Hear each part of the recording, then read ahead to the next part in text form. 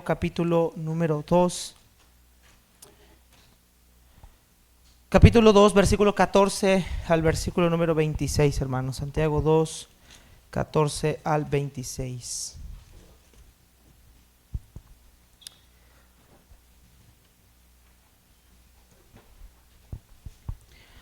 Vamos a leer, hermanos, versículo 14 al verso 26. Y gracias a Dios que me permite estar otra vez aquí con ustedes, hermanos, una vez más. Y hermanos, es una bendición poder ver la iglesia otra vez, hermanos. Aunque parezca que no, hermanos, sí los extrañamos, hermanos. Sí los extrañamos, sí oramos mucho por ustedes, las peticiones que mandaban en el grupo. Y hermanos, es un gozo para nosotros interceder por cada uno de ustedes. Dijo el profeta Samuel, lejos sea de mí que yo deje o cese de rogar por ustedes, antes os instruiré en el camino bueno y recto. Y eso es nuestro ministerio, hermanos, servir al Señor y servirles a ustedes. Dice así la Escritura, hermanos, pongan mucha atención por favor a nuestro texto que vamos a estudiar en esta tarde. Hermanos míos, ¿de qué aprovechará si alguno dice que tiene fe y no tiene obras? ¿Podrá la fe salvarle? Y si un hermano o una hermana están desnudos y tienen necesidad del mantenimiento de cada día, y alguno de vosotros les dice, id en paz, calentaos y saciaos, pero no les das las cosas que son necesarias para el cuerpo, ¿de qué aprovecha? Así también la fe, si no tiene obras, es muerta en sí misma. Pero alguno dirá, tú tienes fe y yo tengo obras. Muéstrame tu fe sin tus obras y yo te mostraré mi fe por mis obras. ¿Tú crees que Dios es uno? Bien haces. También los demonios creen y tiemblan. ¿Mas quieres saber, hombre vano, que la fe sin obras es muerta? ¿No fue justificado por las obras Abraham, nuestro padre, cuando ofreció a su hijo Isaac sobre el altar? ¿No ves que la fe actuó juntamente con sus obras y que la fe se perfeccionó por las obras? Y se cumplió la escritura que dice, Abraham creyó a Dios y le fue contado por justicia y fue llamado amigo de Dios. Vosotros veis, pues, que el hombre es justificado por las obras y no solamente por la fe. Asimismo también Rahab la ramera no fue justificada por obras cuando recibió a los mensajeros y los envió por otro camino. Porque como el cuerpo sin espíritu está muerto, así también la fe sin obras está muerta. Señor, gracias te damos por este tiempo, esta tarde, Señor, bendita que nos has permitido estar. Gracias por este tiempo de venir a alabarte y la congregación, el privilegio que me das de ver a cada hermano y hermana reunido aquí, Señor, hoy para escuchar tu palabra. Pero de nada sirve estar aquí, de nada nos sirve estar sentados aquí si no vamos a aplicar lo que escuchamos. Ayúdanos, Señor, por favor, en este mensaje que has puesto en mi corazón. En el nombre de Jesús, amén. En una autobiografía que se publicó en la India, aunque es una autobiografía no confirmada aún o si es fidedigna, un hombre llamado Mahatma Gandhi mencionó que en sus días, cuando era estudiante, se impresionó mucho al leer los evangelios y Gandhi pensó seriamente en bautizarse y ser o convertirse miembro en una iglesia cristiana. Mahatma Gandhi era un hombre firme, un promotor o iniciador de la independencia de la India, combatiendo o querer combatir uno de los problemas más grandes de ese tiempo, que era el racismo. Y Gandhi pensaba que el cristianismo era la solución para los problemas raciales, para las diferencias de casta que estaban afectando a la India y África del Sur. En esa autobiografía, Gandhi menciona que un domingo por la mañana entró a las puertas de una iglesia cristiana que tenía cerca. Su propósito era hablar con el pastor para ver la manera en la que él podía convertirse en un cristiano. Cuando Gandhi llegó a la iglesia, entró por las puertas y la comisión de la recepción, los que estaban recibiendo a la gente, se negaron a proporcionarle un asiento. Y le dijeron a Gandhi que mejor se fuera a congregarse a una iglesia de negros. Gandhi salió de aquel templo para no volver más. Gandhi dijo, si también los cristianos, gracias hermano, tienen diferencias de clase, Entonces permaneceré siendo hindú y desde allí atacaré el mal.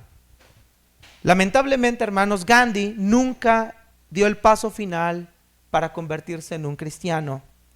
Él dijo: yo sería cristiano de no ser por los cristianos. Y permaneció siendo hindú hasta el final. En otra ocasión, Gandhi mencionó lo siguiente: me gusta el Cristo de ustedes. Lo que no me gustan son los cristianos. No se parecen en nada al Cristo de ustedes.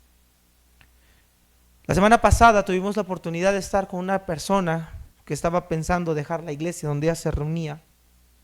El problema es que en esa iglesia hicieron una junta para expulsar a un miembro de una congregación, y ese lugar, en vez de convertirse en una junta pacífica, se convirtió en una serie de gritos, al grado que el pastor perdió la cabeza y le gritó al miembro de la iglesia: lárgate de aquí. Las personas que estaban afuera, familiares del que estaban expulsando, gritaban, abalanceándose sobre los barandales del templo, gritando al pastor y a su familia, retándolos a que salieran, que no fueran cobardes, peleándose en plena calle, golpeándose afuera a uno de los miembros de la iglesia. Y yo le pregunté a esta hermana: pregúntele a sus vecinos qué piensan de esta iglesia. Y la hermana con tristeza me dijo: pastor, la iglesia está bien quemada. Es decir, la iglesia ya es conflictiva, conocida por ser conflictiva. Mis hermanos, nosotros no nos hemos dado cuenta el alcance que tiene nuestro testimonio para el mundo. No nos hemos dado cuenta de la importancia que nuestro testimonio es para la gente que está allá afuera. No solamente hablo de tus compañeros del trabajo, no solamente hablo de los vecinos de esta colonia, no solamente hablo de la gente con la que te rodeas en el día a día, hablo de tu propia familia. Hablo de tu propio esposo, de tu propia esposa, de tus propios hijos. Mis hermanos, lamentablemente estamos en un tiempo donde ser cristiano es fácil decirlo, porque solamente se pronuncia o se profesa con los labios. Y esto es lo que el apóstol Santiago dice, hermanos, en el versículo 14. Hermanos míos, vean la pregunta de Santiago: ¿de qué aprovechará si alguno dice? Esto habla alguien que con su boca confiesa tener fe. Dice: ¿de qué aprovecha que alguno diga que tiene fe, pero no tiene obras? La pregunta de Santiago es sencilla, hermanos: ¿podrá esa fe salvarle?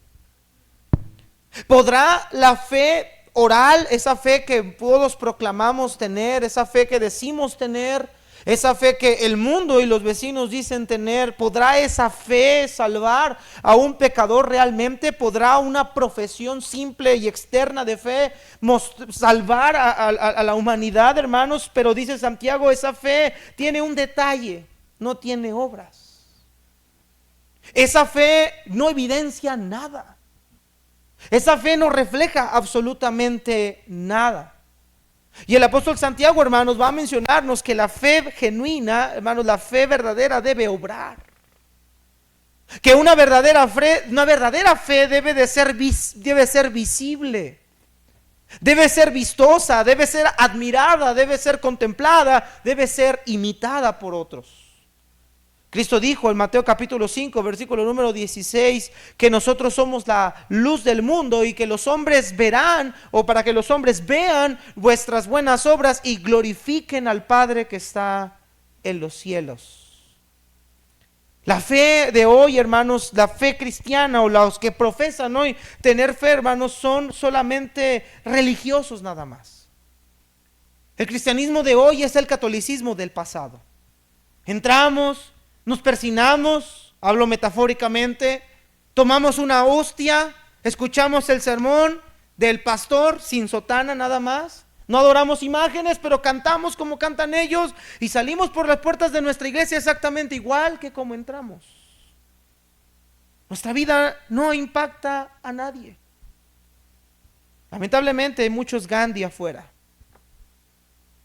Han decidido no seguir a Cristo por el testimonio de los que afirman tener su fe puesta en Cristo. La vida de los hombres del pasado era tan fidedigna que las mismas personas que estaban alrededor viendo a los cristianos sabían que ellos eran los que predicaban, pero no solamente predicaban, modelaban el nombre de aquel a quien ellos predicaban, a Jesucristo. Incluso en Antioquía se les llamó cristianos por primera vez. Tal fue su impacto de ellos, hermanos, que no solamente fue lo que predicaban, sino el cómo vivían en su día a día. Por eso el apóstol Pablo en la iglesia de Éfeso le dice: sed imitadores de Dios como hijos amados. Que si andamos en luz, hermanos, vivamos en esa luz, dice el apóstol Juan.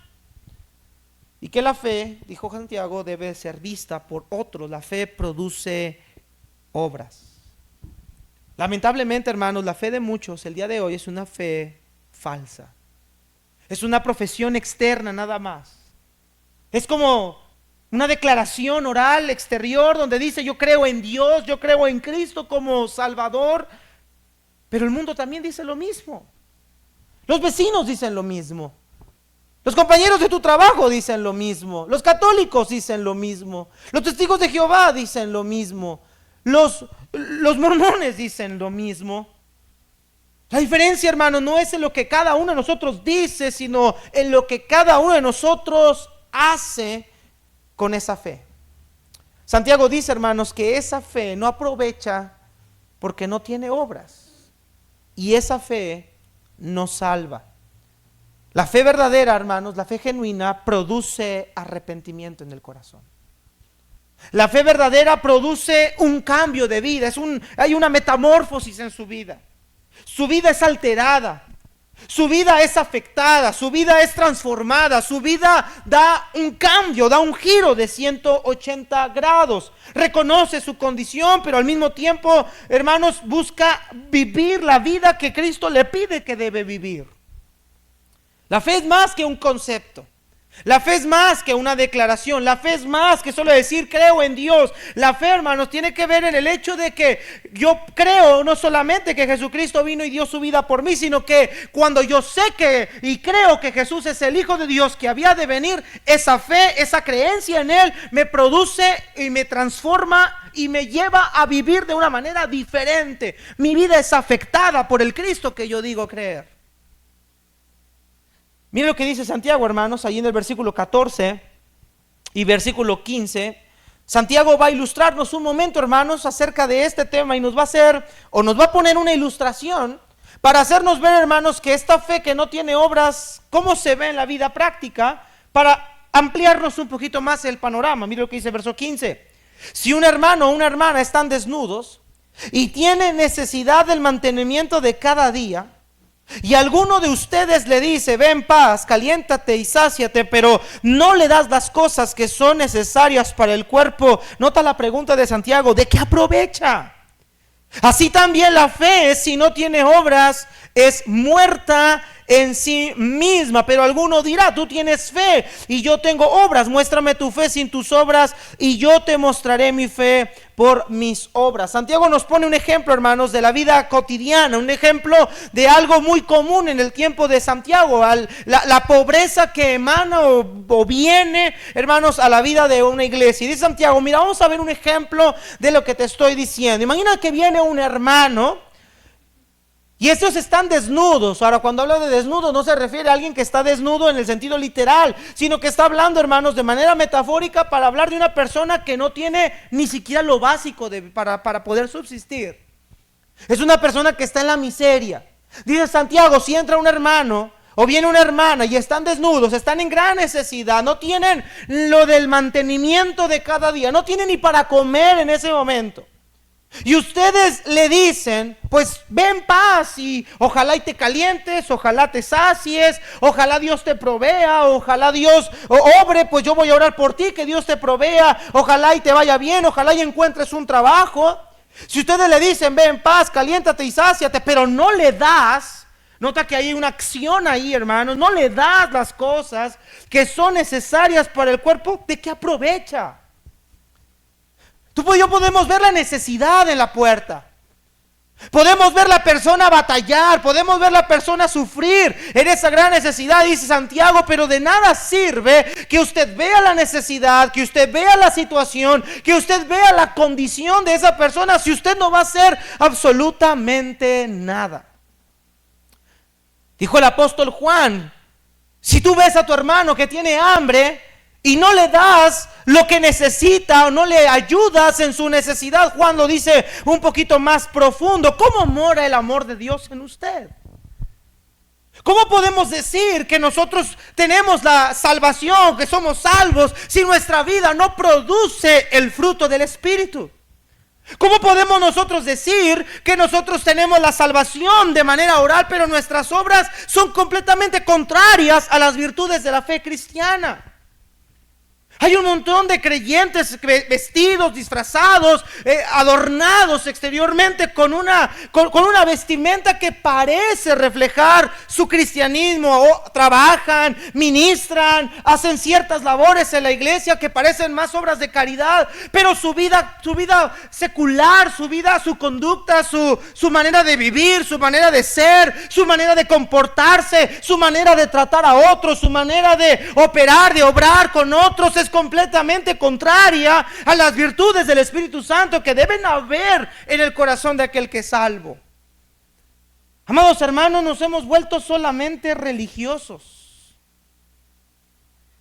y hemos dejado de mostrar la virtud del Evangelio en nuestras propias vidas. ¿Qué opinión tiene el mundo de usted y de mí? ¿Cuál es lo que el mundo cree o piensa acerca de nosotros como cristianos ahora?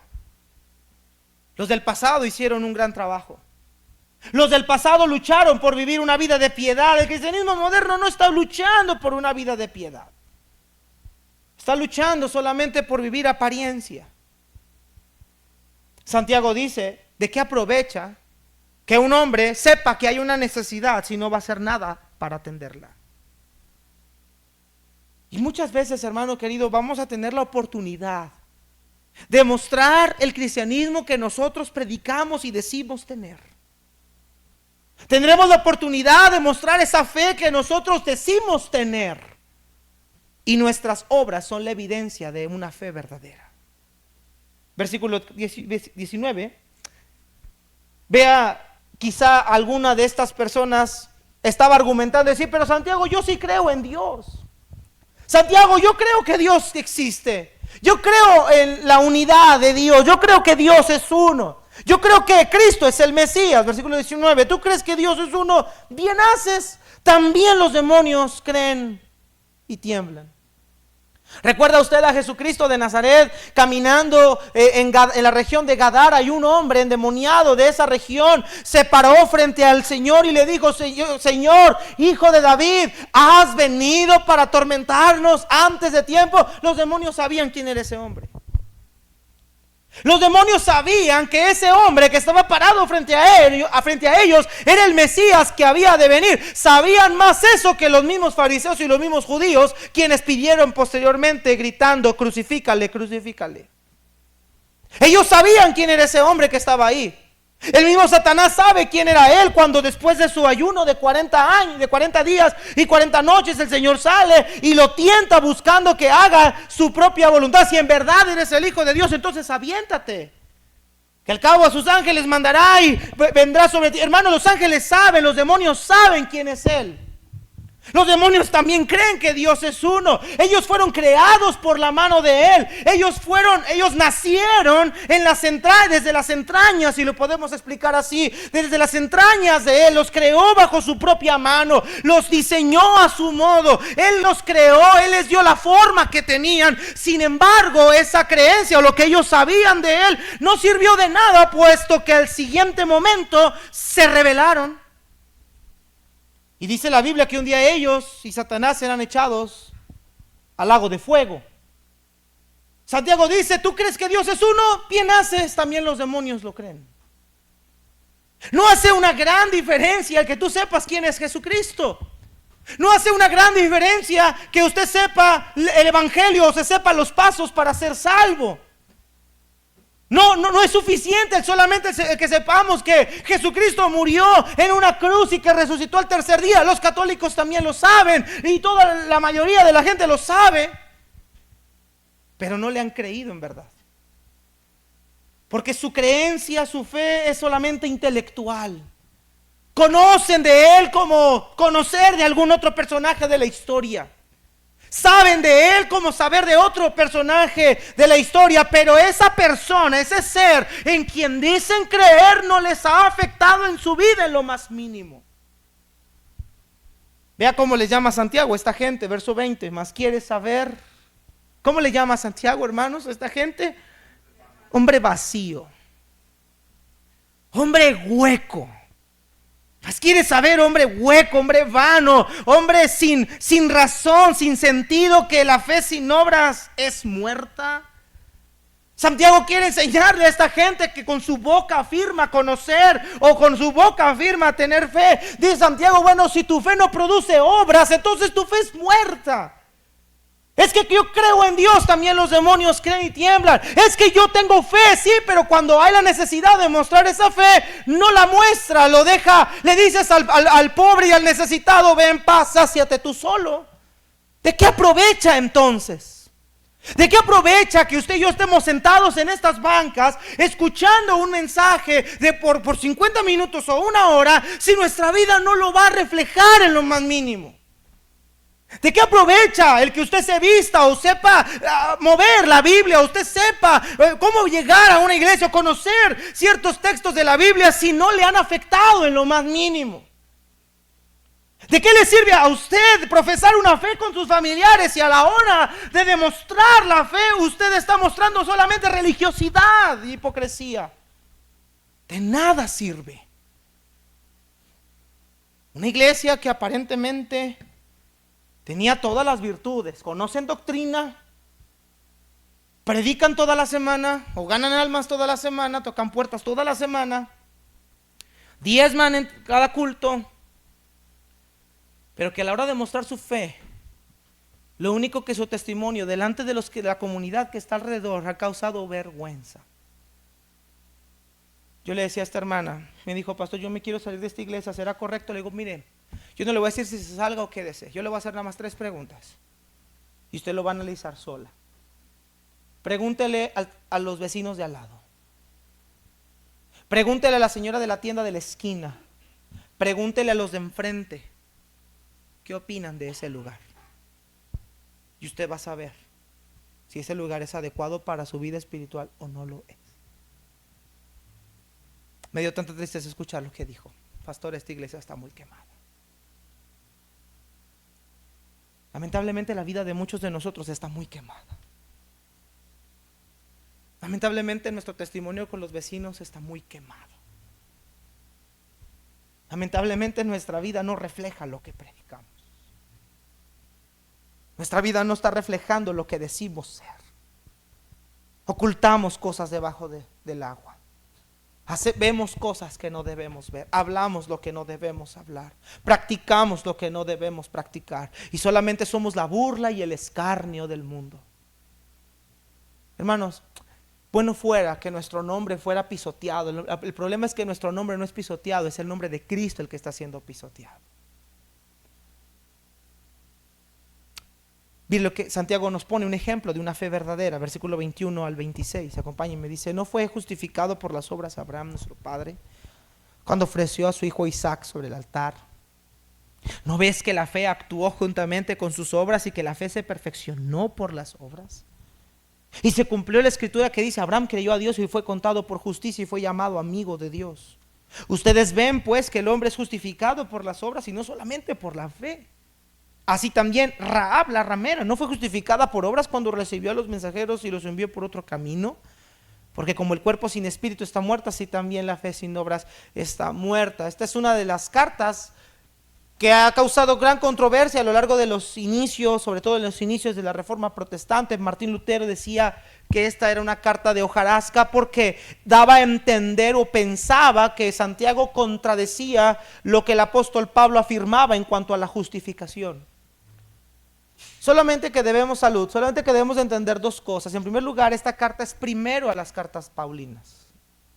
Y cuando Santiago usa el término justificación, no lo emplea en el término de absolución como lo usa el apóstol Pablo. La palabra justificación significa vindicación.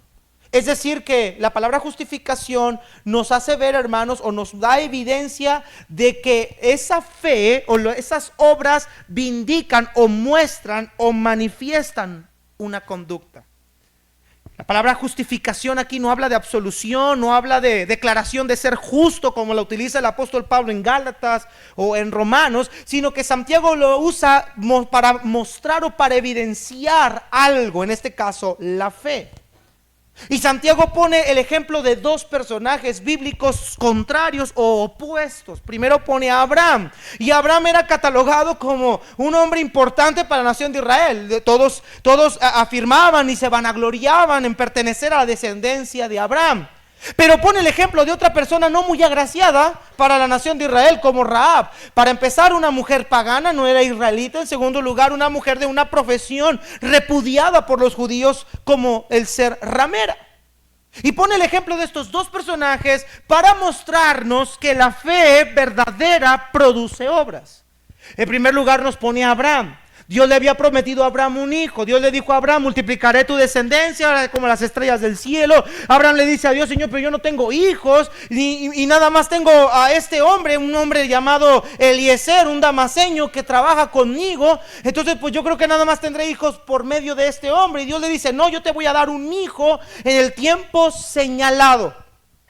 Vemos el nacimiento de Isaac en el capítulo número 18 en delante. Vemos a Isaac nacer, la promesa de Dios se cumple. Abraham sabe que este es el hijo que Dios le había prometido. Viene de los lomos de Abraham con su esposa Sara. Le había cesado la costumbre de las mujeres. Anatómicamente, biológicamente era imposible que Sara se embarazara, pero hermanos, cuando Dios lo imposible aparece, Dios todo lo hace posible.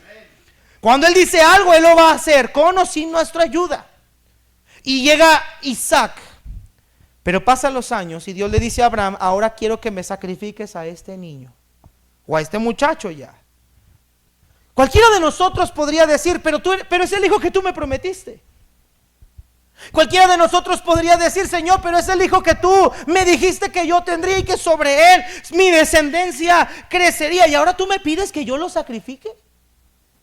Ahora tú me pides que yo lo entregue, que lo mate, que te lo ofrezca como el holocausto, y tu promesa y tu pacto que hiciste conmigo. Pero vea la fe de Abraham, hermanos. La fe de Abraham era genuina. Rápidamente, hermanos, Hebreos, solamente quiero que te des idea. Hebreos capítulo 11, por favor. Versículo número 17. Dice: por la fe Abraham, cuando fue probado. Todos sabemos que Abraham fue probado, pero Abraham no lo sabía. Cuando Abraham fue probado, ofreció a Isaac. Y el que había recibido las promesas, ¿qué estaba haciendo, hermanos? Ofrecía a su unigénito. Yo no, humanamente hablando, yo no lo entendería. Humanamente hablando, cualquiera de nosotros diría: Señor, pero me estás pidiendo algo que es contrario a tu promesa, entonces tú me has mentido. Pero vea lo que Abraham pensaba, versículo 18. Habiéndosele dicho: en Isaac te será llamada descendencia. Pensando, vea lo que pensaba Abraham, vea su fe. Pensando que Dios es poderoso para levantar aún de entre los muertos, de donde en sentido figurado también le volvió a recibir. En otras palabras, Abraham decía: bueno, mira, yo sacrificaré a Isaac, yo te voy a obedecer, pero también creo que tú lo puedes resucitar si tú quieres. Y Abraham hace lo que Dios le mandó a hacer. Preparó todo para el sacrificio, caminaron hacia el monte Moriah, ató a su hijo, desnudó su cuchillo y estaba a punto de degollar a su hijo cuando Dios se le aparece y le dice: Abraham, ahora sé que tú temes, ahora conozco que tú eres un hombre que me teme, que es obediente. Abraham, no lo hagas. Y entonces Dios provee ahí un carnero atado ahí, amarrado, atorado por sus cuernos en un zarzal, y es el sustituto de su hijo Isaac. Pero vea que la fe de Abraham lo llevó a hacer una acción. La fe de Abraham lo llevó a obedecer. La fe de Abraham lo llevó a obras. Abraham le creía a Dios y eso le llevó a confiar en Él. Aunque la situación pareciera contraria a lo que Dios le prometió, aunque pareciera que se violentaba la misma promesa de Dios, Abraham sabía que Dios era tan fiel, lo suficientemente fiel, que si su hijo moría, Dios se lo podía resucitar en el mismo momento. Y él no dudó en poner en práctica lo que Dios le mandó a hacer. Su fe produjo obras. Mira lo que dice el versículo 23. Y se cumplió la escritura que dice: Abraham creyó a Dios y le fue contado. ¿Por qué, hermanos? Por justicia, fue llamado amigo de Dios. Verso 24. Entonces ustedes ven que el hombre es vindicado por las obras y no solamente por la fe. En otras palabras, ustedes pues ven que el hombre se muestra que tiene una fe real por sus obras. Eso es lo que Santiago quiere decir en el verso 24. No está diciendo que la salvación es por obras, está diciendo que la fe produce obras y el resultado es la obra misma. Yo quiero saber cómo es mi fe. Si mi fe es genuina, ¿cómo lo voy a saber? A través de tus obras. ¿Cómo voy a saber que un cristiano es genuino? A través de sus acciones. ¿Cómo voy a saber que un cristiano es verdadero? A través de su conducta. ¿Cómo voy a saber que un cristiano es verdadero? A través de su comportamiento. ¿Cómo voy a saber que un cristiano es verdadero? A través de su obediencia a la palabra de Dios. ¿Cómo voy a saber que un cristiano es verdadero? A través de su santificación. ¿Cómo voy a saber que un cristiano es verdadero? A través de un temor reverente al Señor. La fe produce obras. Y luego pone otro ejemplo: Rahab. No vamos a leer el texto por tiempo. Rahab era aquella mujer que estaba en aquella torre cuando se encuentra a dos espías, Josué y Caleb. Y ellos llegan a la torre con ella y ellos le dicen: ¿sabes qué, mujer? Dios va a destruir Jericó. Si tú nos delatas, vas a caer con Jericó. Sea con tu ayuda o sin tu ayuda, esta ciudad va a caer. Dios dijo que caerá. Pero si tú nos preservas la vida, vive Jehová, que nosotros vamos a salvar tu vida cuando vengamos a invadirla. Y Rahab les dijo: bueno, yo les voy a salvar la vida, pero no solamente me la salven a mí, sálvenla también a mi familia. Y entonces ellos dijeron: adelante, te vamos a salvar tu vida. Y ella los baja por medio del terrado, los esconde, y luego llegan los hombres de la guardia, se percatan que hay espías. Y esta mujer, hermanos, estaba arriesgando la vida. Si estos hombres se daban cuenta que ella estaba escondiendo a estos espías, la iban a matar en momentos. Ahora ponte en el lugar de Rahab. Si no los escondo, Dios me va a matar. Pero si no digo la verdad, estos me van a matar. Imagínate, la muerte para ella podría ser inminente. Sin embargo, ella decide creerle a Dios.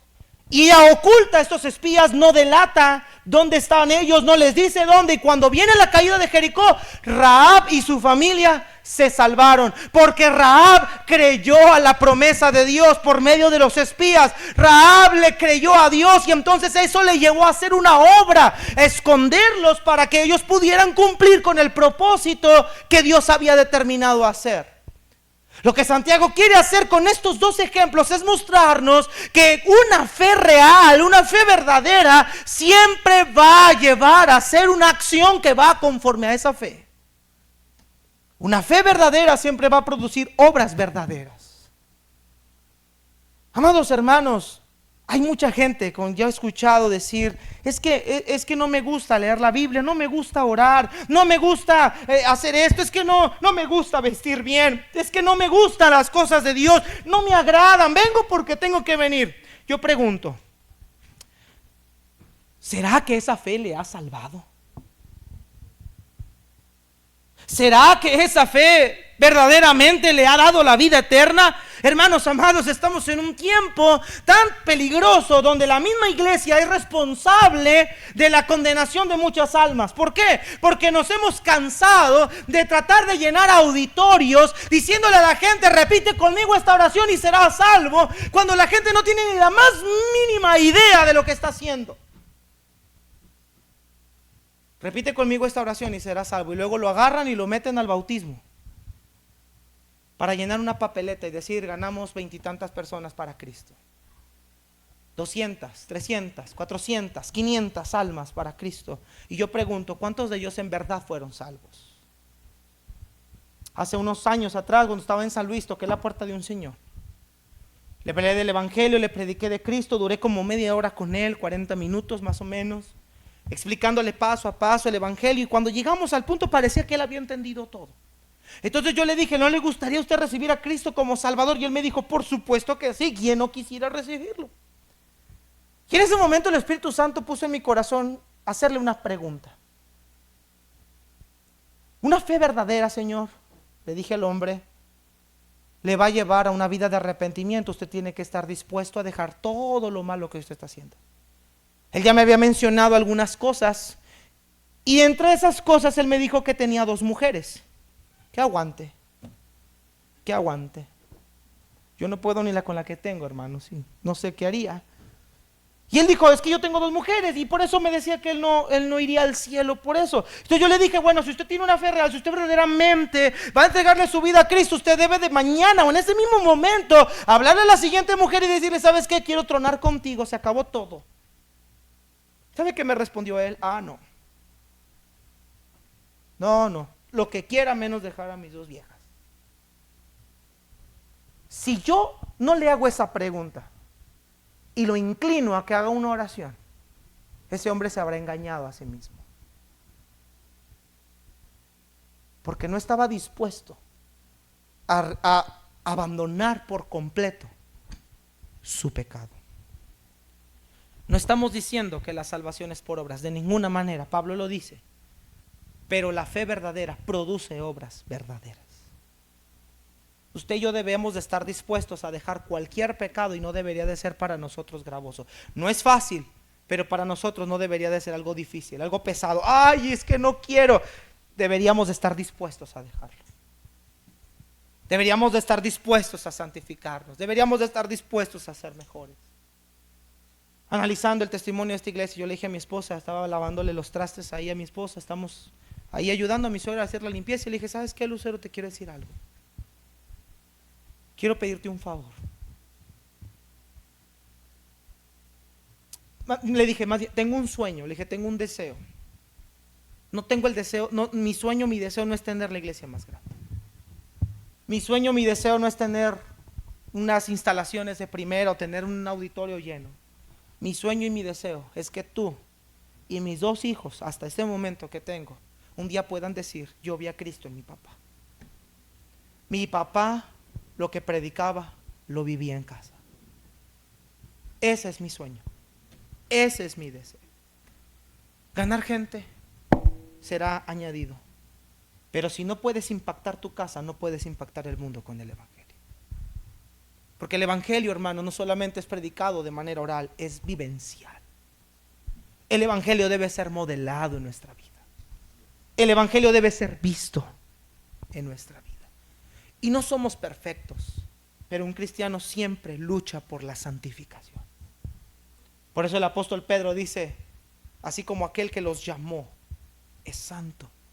Y si están identificados con él, entonces ustedes también ser santos en toda su manera de vivir. Si estamos identificados con Cristo, vamos a vivir como él vivió, hermanos queridos. Dice 1 de Juan 2, el que dice que permanece en él debe andar como él anduvo. Si realmente hemos nacido de nuevo, nuestra vida va a querer ser como la de él. Nuestros pasos serán como los de él. Nuestras palabras serán como las de él. Nuestro corazón será el de él. Nuestra mi visión será la de él. Nuestra mirada será la de él. Nuestra manera de obrar será la de él. Nuestros pasos serán los de él. No para sobresalir nosotros, no para que me aplaudan a mí, no para que te aplaudan a ti, sino para que le glorifiquen a él.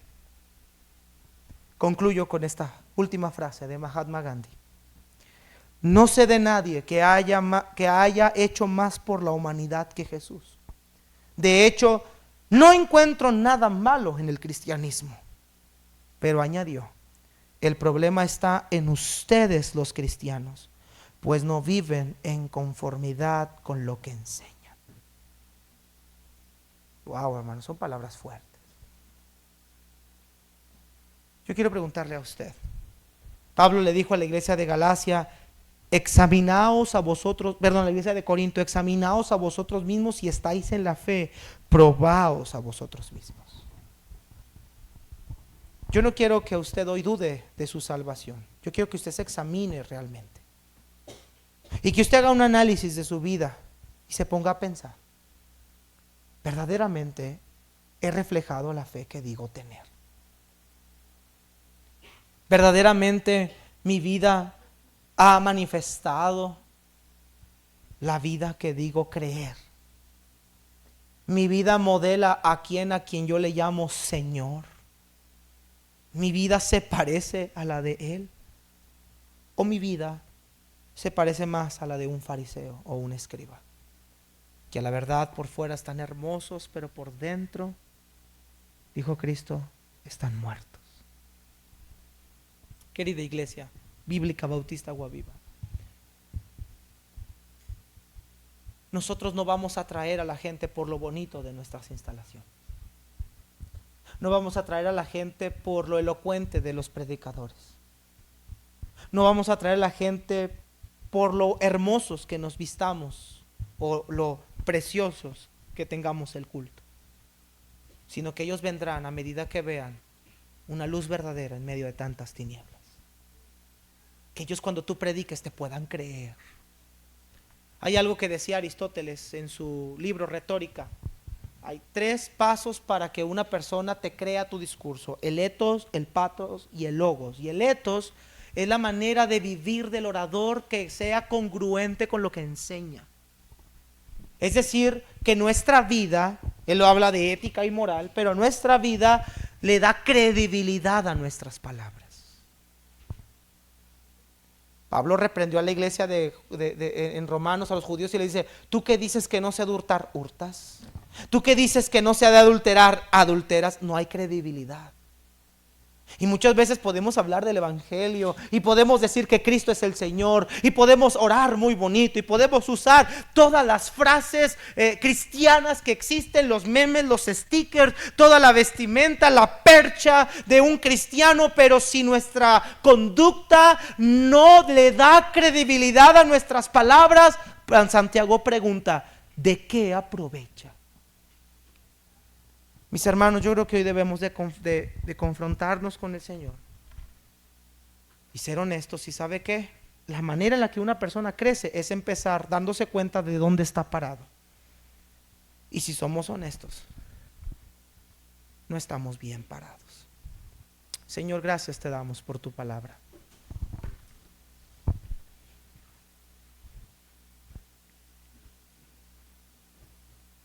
Gracias, Señor, te damos por hablar a nuestros corazones.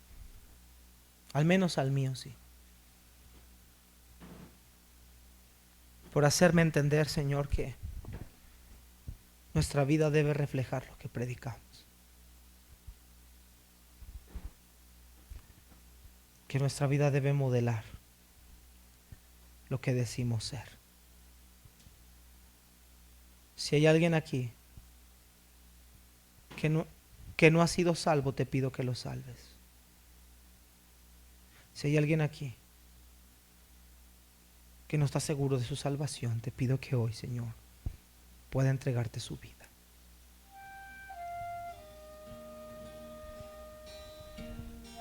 Querida iglesia, yo creo que todos nosotros debemos de ser sinceros con nosotros mismos.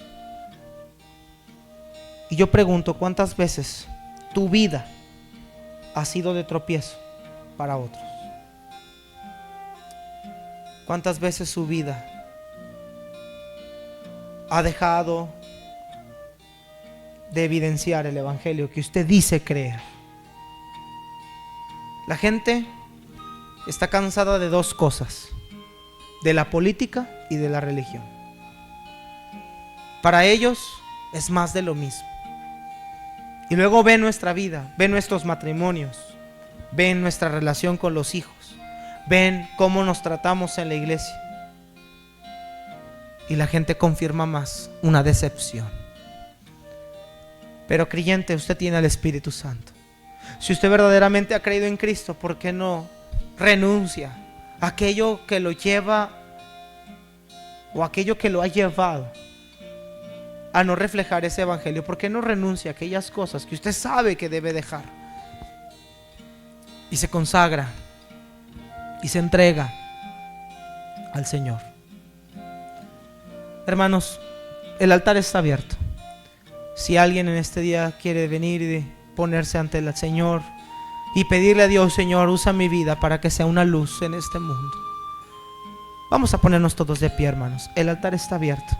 Si alguien quiere usarlo, adelante, hermanos. Pero qué responsables somos de mostrar el evangelio al mundo. ¿Por qué no tomamos la decisión personal de venir al Señor y arrepentirnos de aquello que no le ha reflejado, aquellas acciones, actitudes, aquel comportamiento que ha dado mucho que desear? Pregúntale a tu esposo: mi amor, ¿has visto a Cristo en mí? Pregúntale a tu esposa: ¿has visto a Cristo en mí? Pregúntale a tus hijos: hijos, ¿han visto a Cristo en mí? Y la respuesta de ellos quizá no te guste, pero no los podemos engañar. ¿Habrá alguien aquí que pueda decir: pastor, yo quiero que Cristo se vea cada día en mi vida? Yo quiero que su vida, su conducta, su carácter, cada día se vea en mí, a medida que la gente que me rodea pueda conocerle a Él a través de mi vida. Si usted tiene ese deseo, deje su lugar y venga aquí a este altar y ore a Dios y dile: Señor, aquí crucifico mi carne.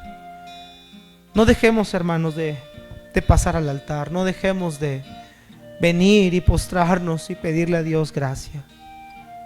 El altar está abierto, hermanos. Deje su lugar y venga al Señor y entréguese a Él y conságrese a Él.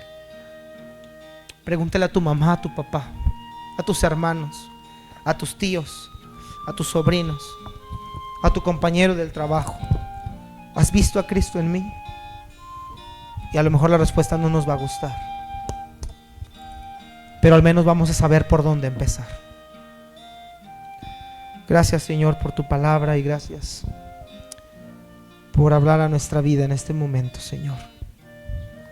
Gracias, Señor, porque tú nos quieres capacitar y mejorar para tu honra y gloria.